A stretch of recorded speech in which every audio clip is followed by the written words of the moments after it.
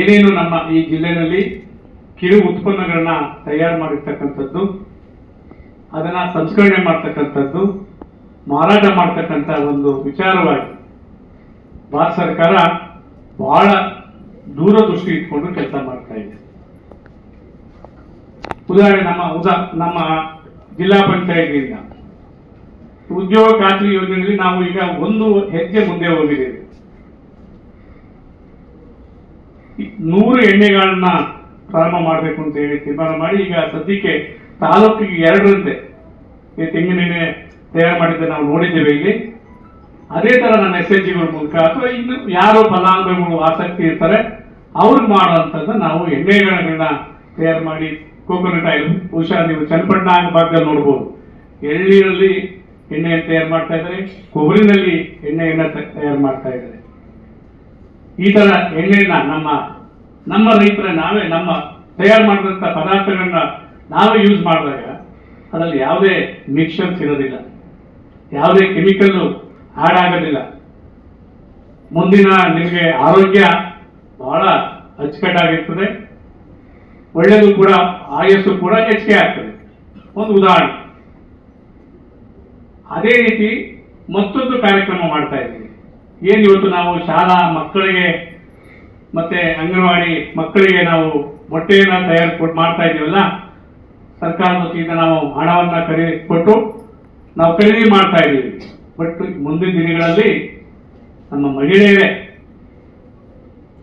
ಕಿರು ಉದ್ಯಮವಾಗಿ ಅಂದ್ರೆ ಒಂದು ಸ್ಮಾಲ್ ಶೆಡ್ ಅನ್ನ ನಿರ್ಮಾಣ ಮಾಡೋದ್ರ ಮೂಲಕ ನಾವೇ ಸರ್ಕಾರಿ ಜಾಗದಲ್ಲಿ ಜಾಗ ಕೊಡ್ತೇವೆ, ಕಟ್ಟಡ ಕಟ್ಟಲಿಕ್ಕೆ ಜಾಗ ಕೊಡ್ತೇವೆ, ಆದರೆ ತಾವು ಉದ್ಯಮವನ್ನ ಪ್ರಾರಂಭ ಮಾಡೋದು. ಒಂದು 500 ಕೋಳಿ ಸಾಕಿ ಅಥವಾ 1000 ನೀವೇ ಮೊಟ್ಟೆಯನ್ನ ಸಪ್ಲೈ ಮಾಡಿ ಆರ್ಥಿಕವಾಗಿ ತಾವು ಕೂಡ ಸಬಲರಾಗತಕ್ಕಂಥ ಕಾರ್ಯಕ್ರಮ. ಈ ರೀತಿ ಈಗ ಬಹಳ ಮುಖ್ಯವಾಗಿ ಪ್ರಧಾನಮಂತ್ರಿಗಳ ಕಾರ್ಯಕ್ರಮದಲ್ಲಿ ಡಬಲಿಂಗ್ ಆಫ್ ಇನ್ಕಮ್ ಇದರ ಉದ್ದೇಶ ಅಂದ್ರೆ ನಿಮ್ಮ ಆರ್ಥಿಕ ಹಣ ಗಳಿಕೆಯನ್ನ ದ್ವಿಗುಣಗೊಳಿಸುವಂಥದ್ದು. ಬಹುಶಃ ನಮ್ಮ ಕೋಲಾರದ ರೈತ ಮಹಿಳೆಯರು ಬಹಳ ಶ್ರಮಜೀವಿಗಳು. ಬೆಳಿಗ್ಗೆ 6 ಗಂಟೆಗೆ ಪ್ರಾರಂಭ ಮಾಡಿದ್ರೆ ರಾತ್ರಿ 6-7 ಸಾಯಂಕಾಲ 6-7 ಗಂಟೆವರೆಗೂ ಫೀಲ್ಡ್ ಅಲ್ಲಿ ದುಡಿಯುವಂತ ಮನಸ್ಥಿತಿ ಉಳ್ಳವರು. ಬಹುಶಃ ಈ ಬೇರೆ ಭಾಗಕ್ಕೆ ನಾವು ಲೆಕ್ಕ ಹಾಕ್ತಾ ಇಲ್ಲ. ನೀವು ಯಾವುದೇ ಕೆಲಸ ಹಿಡಿದ್ರು 100% ಮಾಡ್ತೀರಿ. ಅದು ತೋಟದ ಕೆಲಸ ಅಂದ್ರೆ ನೀವು ತೋಟಗಾರಿಕೆ ಬೆಳೆ ಬೆಳೆಯಬಹುದು, ಅಥವಾ ನಮ್ಮ ಸೀರಿಯಲ್ಸ್ ಏನಿದೆಯಲ್ಲ ಏಕದಳ ರಾಗಿ, ಭತ್ತ, ಈ ರೀತಿ ನಾವು ಈ ತರ ಕಾರ್ಯಕ್ರಮಗಳು ಕೂಡ ನೀವು ಬಹಳ ಯಶಸ್ವಿಯಾಗಿ ನಿಮ್ಮ ಫೀಲ್ಡ್ ಅಲ್ಲಿ ಮಾಡ್ತೀರಿ. ಈಗ ನಿಮಗೆ ಸಿಲ್ಕು ಬಿಲ್ಕು ಇಡೀ ದೇಶಕ್ಕೆ ಹೆಸರುವಾಸಿಯಾಗಿರ್ತಕ್ಕಂಥದ್ದು ವಿಶೇಷ, ಎಲ್ರಿಗೂ ಜಗಜ್ಜಾಹಿರ. ಆದ್ರೆ ತಾವು ಏನ್ ಬೆಳಿತೀರಿ ಈ ಭಾಗದಲ್ಲಿ ಬೆಳೀತಕ್ಕಂಥ ಪದಾರ್ಥವನ್ನ ಸ್ಟೋರ್ ಮಾಡಿ ಅದನ್ನ ಏನು ಪ್ಯಾಕೆಟ್ ಮಾಡ್ತೀರಾ ಅಥವಾ ಸಂಸ್ಕರಣೆ ಮಾಡಿ ಎಲ್ಲ ಒಂದ್ ಕಡೆಗೆ ಮಾರಾಟ ಮಾಡುವಂಥದ್ದು ಮಾರ್ಕೆಟಿಂಗ್. ಬಹುಶಃ ನಮ್ಗೆ ಅದೃಷ್ಟ ಏನಿದೆ ಅಂದ್ರೆ ಬೆಂಗಳೂರು ಬಹಳ ಹತ್ರ ಇದೆ, ಹೂವಿಗೆ ದೂರ. 1 ಅವರ್ 1.5 ಅವರ್ಗೆ ನಾವು ಬೆಂಗಳೂರಿಗೆ ಏನು ಹೊಸಕೋಟೆ ಬಿಟ್ಟರೆ ಬೆಂಗಳೂರ ಇಲ್ಲ. ಇಂಥ ಮಾರ್ಕೆಟಿಂಗ್ ವ್ಯವಸ್ಥೆ ನಮಗೆ ಬಹುಶಃ ಈ ಜಿಲ್ಲೆಗೆ ಒಂದು ವರದಾನ ಇದೆ. ಈಗ ಉಪ್ಪಿನಕಾಯಿ ತಯಾರು ಮಾಡ್ತೀರಿ, ಹಪ್ಪಳ ತಯಾರು ಮಾಡ್ತೀರಿ, ಏನು ಎಲ್ಲ ಬೇಕರಿ ಐಟಮ್ಸ್ ತಯಾರು ಮಾಡ್ತೀರಿ. ಏನು ಈಗ ಹಣತೆ ನೋಡುದು, ಅಲ್ಲಿ ಹಣತೆ ತಯಾರು ಮಾಡುವಂಥದ್ದು 5 ಲಕ್ಷ ತಗೊಂಡ್ರೆ 2.5 ಲಕ್ಷ. ಅದನ್ನು ಕೂಡ ನಮ್ಮ ಬ್ಯಾಂಕ್ ಮ್ಯಾನೇಜರ್ಸ್ ಇದ್ದಾರೆ, ಅದನ್ನು ಕೂಡ ಲೋನ್ ಮೂಲಕ. ಇದರ ಅರ್ಥ ಏನಂದ್ರೆ ನಾವು ಬರೇ ಬೆಳೆಗಾರರಾಗಿ ಉಳಿಬಾರ್ದು, ಉತ್ಪನ್ನ ಮಾಡದಷ್ಟೇ ಕೆಲಸ ಅಲ್ಲ. ನೀವು ಬೆಳಿಗ್ಗೆ ಮಾರ್ಕೆಟ್ ಹೋಗಿ ಇಡೀ 24 ಅವರ್ಸ್ ಮಾರ್ಕೆಟ್, ಬೆಂಗಳೂರು ಮಾರ್ಕೆಟ್ ಇರ್ತದೆ, ತರಕಾರಿ ಮಾರ್ಕೆಟು, ಹೂವಿನ ಮಾರ್ಕೆಟು. ಇವತ್ತು ಯಾವುದೇ ಹೂವನ್ನ ನಾವೇನೋ ಒಂದು ಕೆಜಿಗೆ 50 ರೂಪಾಯಿ ಕೊಟ್ರೆ ಅವರು 300 ರೂಪಾಯಿ ಮಾರ್ತಾರೆ. ಇದನ್ನ ನಾವು ಯಾಕೆ ಅವ್ರಿಗೆ ಮಾಡ್ಬೇಕು? ಈ ಕೆಲಸ ನಾವೇ ಮಾಡ್ಬೇಕಲ್ಲ, ನಾವೇ ಮಾಡ್ಬೋದಲ್ಲ. ಆಗ ಮಾತ್ರ ಯಾಕೆ ಹೇಳ್ತಾರೆ, ಒಂದು ಗಾದೆ ಇದೆಯಲ್ಲ, ವ್ಯವಸಾಯ ಮನೆ ಮಕ್ಕಳೆಲ್ಲ ಏನು ಅಂತ ಹೇಳ್ತಾರೆ. ಬಟ್ ಅದಲ್ಲ, ಅದಾಗಬಾರ್ದು. ಇದು ಒಂದೇ ರೀತಿಯಲ್ಲ. ಇವತ್ತು ರೈತ ಇವತ್ತು ನಾವು ಐ ಟಿ ಬಿ ಟಿಲಿ ಎಷ್ಟೋ ಜನ ಐ ಟಿ ಬಿ ಟಿ ಜನ ಕೆಲಸ ಮಾಡ್ತಕ್ಕಂಥವ್ರು 1 ಲಕ್ಷ 2 ಲಕ್ಷ ಕೆಲಸ ಮಾಡ್ತಕ್ಕಂಥ ವಿದ್ಯಾವಂತರು, ಗ್ರಾಜ್ಯುಯೇಟ್ಸು, ಇಂಜಿನಿಯರ್ಸ್ ಇವತ್ತು ರೇಷ್ಮೆ ಬೆಳೀತಾ ಇದ್ದಾರೆ, ಡೈರಿ ಮಾಡ್ತಾ ಇದ್ದಾರೆ. 50-100 ಹಸು ಕಟ್ಕೊಂಡು ಡೈರಿ ಮಾಡ್ತಾ ಇದ್ದಾರೆ, ಕೋಳಿ ಫಾರ್ಮ್ ಮಾಡ್ತಾ ಇದ್ದಾರೆ, ಬ್ರಿಕ್ಸ್ ಇಂಡಸ್ಟ್ರಿ ಮಾಡ್ತಾ ಇದ್ದಾರೆ. ಒಂದಲ್ಲ, ಈಗ ರೈತ ನಾವು ಯಾವಾಗ ಒಂದೇ ಸಿಸ್ಟಮ್ ಅಲ್ಲಿ ರೈತ ನಾವು ರಾಗಿ ಬೆಳೆದ್ರೆ ರಾಗಿನೇ ಬೆಳೆಯುವಂಥದ್ದು, ಟೊಮೊಟೊ ಹಾಕಿದ್ರೆ ಟೊಮೊಟೊನೇ ಹಾಕೋದು. ಎಲ್ಲೋ ಮಾರ್ಕೆಟ್ ಅಲ್ಲಿ ಒಂದು ಬಾಕ್ಸ್ಗೆ 500 ರೂಪಾಯಿ ಆಯ್ತು ಅಂದ್ರೆ ಎಲ್ಲರೂ ಟೊಮೊಟೊ ಹಾಕ್ಬಿಟ್ರೆ ಎಲ್ಲಿ ತಗೊಳ್ಳೋದು ಬೇಕಲ್ಲ, ಮಾರ್ಕೆಟ್ ಬೇಕಲ್ಲ. ಅಂದ್ರೆ ಕನಿಷ್ಠ ನಾವು 5 ಸಿಸ್ಟಮ್ ಅನ್ನ ಮಿನಿಮಮ್ ನಾವು ಅಡಾಪ್ಟ್ ಮಾಡ್ಕೋಬೇಕು ಒಬ್ಬ ರೈತ ಆದವನು.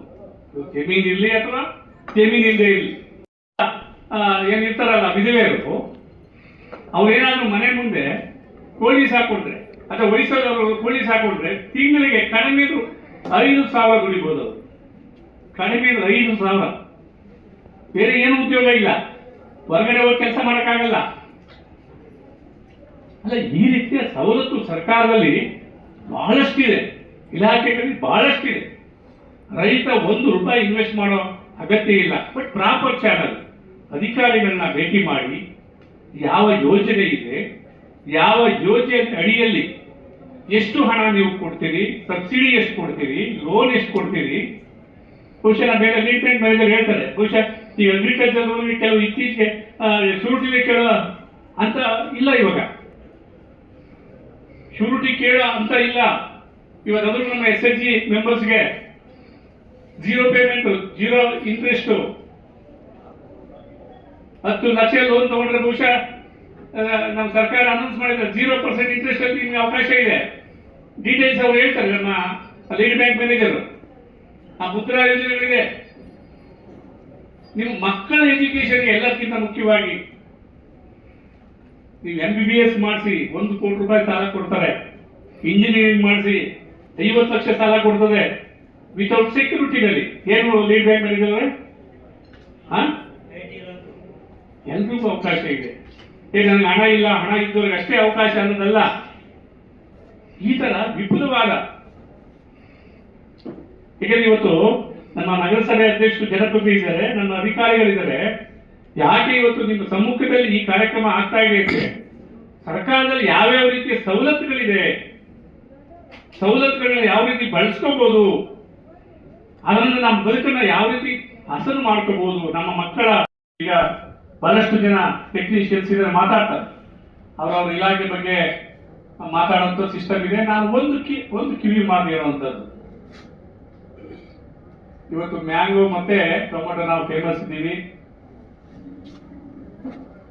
ಈ ಟೊಮೊಟೊ ಹಾಕ್ಬಿಟ್ರೆ ರೇಟ್ ಬಂತು ಅಂದ್ರೆ ಎಲ್ಲರೂ ಅದೇ ಹಾಕೋದು ಬೇಡ, ಉಲ್ಟಾ ಮಾಡಿ.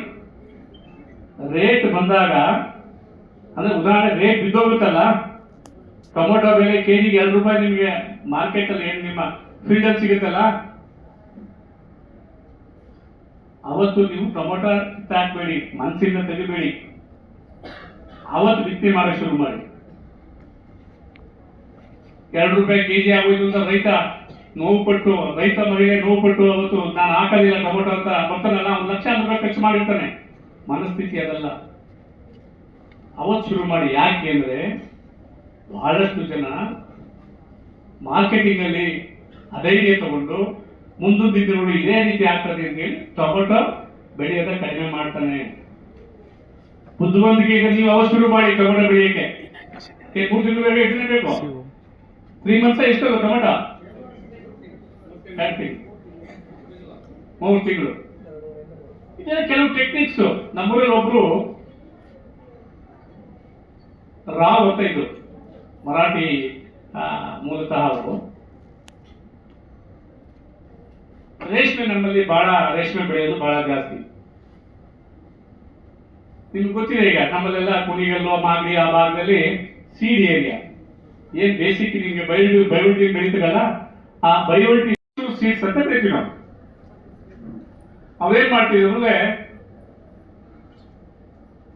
ರೇಷ್ಮೆ 50 ರೂಪಾಯಿ 100 ರೂಪಾಯಿ ಆದಾಗ ಎಲ್ಲರೂ ಬಿಟ್ಬಿಡೋರು. ಮತ್ತೆ ರೇಷ್ಮೆ ಕಡ್ಡಿನ ಕಿತ್ತಾಕ್ಬಿಡೋರು ಹೊರಗಡೆ, ಕಿತ್ತು ಬೇರೆ ಸಮೇತ ಕಿತ್ತಾಕಿದ್ರೆ ಲಾಸ್ ಆಗ್ತದೆ ನನಗೆ ಅಂತ ಆತ ಅವತ್ತು ಶುರು ಮಾಡ್ತಿದ್ದ.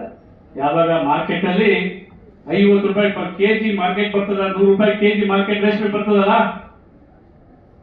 ಆಗ ಅವನು ಶುರು ಮಾಡಿ ಅವ್ರಿಗೆ ಒಂದು ತಿಂಗಳಿಗೆ 500 ರೂಪಾಯಿ 800 ರೂಪಾಯಿ ಪರ್ ಕೆಜಿ ಬರೋದು.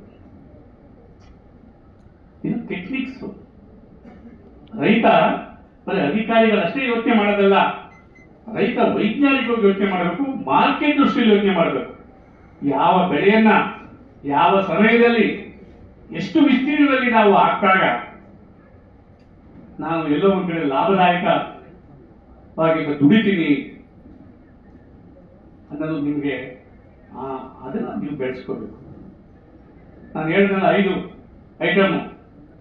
ಹಸು ಸಾಕಿ ನಿಮ್ಗೇನು ಪ್ರಾಬ್ಲಮ್ ಇಲ್ಲ, ಲೋನ್ ಕೊಡ್ತಾರೆ, ಬೆಳಿಗ್ಗೆ ಮಾರ್ಕೆಟ್ ಇದೆ, ಇಲ್ಲ ನನಗೆ ಇಲ್ಲ ಹಸು ವರ್ಕೌಟ್ ಆಗಲ್ಲ ಅಂದ್ರೆ ಕೋಳಿ ಸಾಕ್ತೀರಿ, ನಾಟಿ ಕೋಳಿ ಮಾಡ್ತೀರಿ, ಅಥವಾ ನಮ್ಮ ಏನು 1 ಶೆಡ್ 2 ಶೆಡ್ ಮಾಡ್ಕೊಂಡು ನೀವು ಫಾರಂ ಕೋಳಿ ಮಾಡ್ತೀರಿ, ಮೊಟ್ಟೆ ಕೋಳಿ ಮಾಡ್ಬೋದು, ರೇಷ್ಮೆ ಮಾಡ್ತೀರಿ, ಅದು ರೇಟ್ ಬಿದ್ದೋಗಿದೆ, ಟೊಮೆಟೊ ಮಾಡ್ತೀರಿ, ಮಾಮೂಲಿ ಮ್ಯಾಂಗೋ ಇದೆ. ಈ ತರ ರೈತ ಬಹು ವಾರ್ಷಿಕವಾಗಿ ಅಂದ್ರೆ ಇಂಟಗ್ರೇಟೆಡ್ ಡೆವಲಪ್ಮೆಂಟ್ ಅಂತ ಹೇಳ್ತಿರೋದು.